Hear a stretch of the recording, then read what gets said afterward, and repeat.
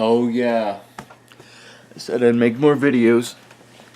Alright, well, I do have a video idea, but I need to get up, get somewhere, so let's make this quick.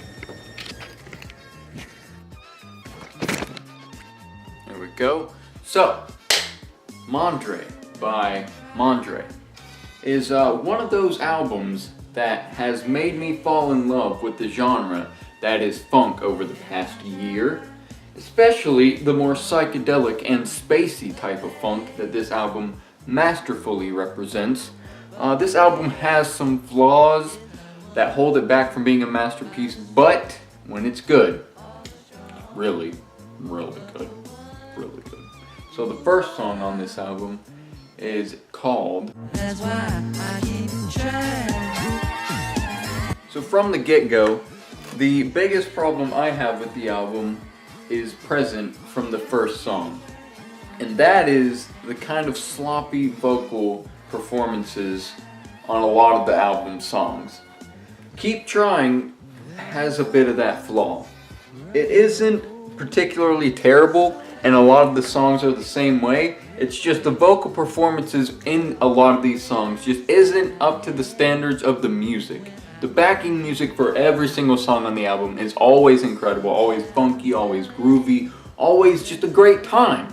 But the vocals don't always match that level of quality, and that just holds a lot of the songs back, in my opinion. A great first song to get you excited for the funkiness that is the rest of the album, but the vocals, while not bad on this song, aren't up to the standards that I would like for them to be. Mandré definitely has unique vocals, and I think they could be made into something pretty special if he trained or maybe practiced more or did more takes. He definitely doesn't sound like a trained singer. He sounds like someone who has a unique and cool, interesting voice, who just doesn't fully know how to utilize it yet, which hinders the album a little bit, but the music itself really stands up for being incredibly funky and awesome. And the album really starts picking up right around the next song that is called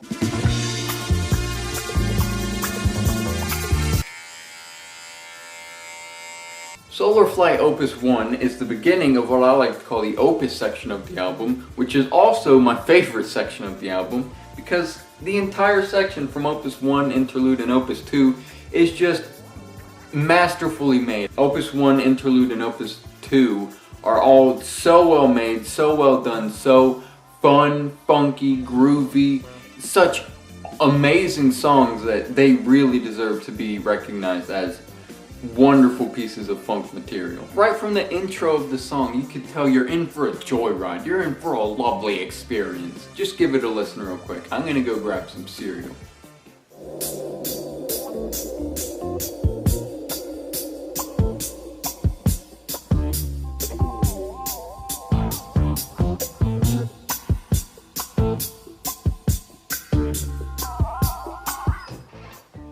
You see what I'm saying? It's just a cool, funky riff to start off the song, and an amazing song it is, let me tell you. After that intro riff, it goes into the main riff of the song, which is largely synth driven, which is the same case for a lot of the songs on this album. It's surprisingly electronic-y and synthy. And the song's motifs and riffs and synth flourishes, they're all amazing. Everything about this song is just lovely. It's weirdly funky and lovely at the same time. It's not like a super groovy, oh, bump your head to it, oh, so funky. It's more like a nice, chill, fun little funk ride. And this song leads right into the next song, which is called Interlude. Is such a sweet little jam. It's nice, it's delicate, it's a nice break from the more upbeat funk that was the last song, and it gets you ready for the really upbeat and more heavy funk that is the next song, Opus 2. And it's just such a sweet song. Like I said, Mandré shows that he really knows how to do music. And like I said, it's really synthy, really electronic. The nice acoustic guitar flourishes are incredible. They add to the song. They make a nice aura to the song, and that's the biggest thing about this song. It has a nice aura to it. It's super chill and relaxing, a nice break from the more upbeat funk. It just does its job of being an interlude really well, and that song leads right into... Now this is my favorite song on the album, personally. Third World Calling, Opus 2, is an incredible funk song. The riffs on it, it's so energetic, it's so funky, it's so groovy, it's so punchy, it's just fun. And weirdly enough, this is the only song on the album where the vocals actually feel really good. Like, they sound good, they're well done, they fit the song. Mandré's voice fits what the vocals are doing, and it just sounds incredible. The vocals work really well as opposed to all the other songs on the album. The music is perfect, and it just all flows really well together. This is the most well put together song on the album, and it's got good vocals, good everything. And quite possibly one of my favorite moments in all of music history is in this song, and it is the sweet riff that plays twice in the song about halfway. It plays about a quarter of the way through, and then at about 3/4 of the way through. It's an amazing riff. Just listen to this.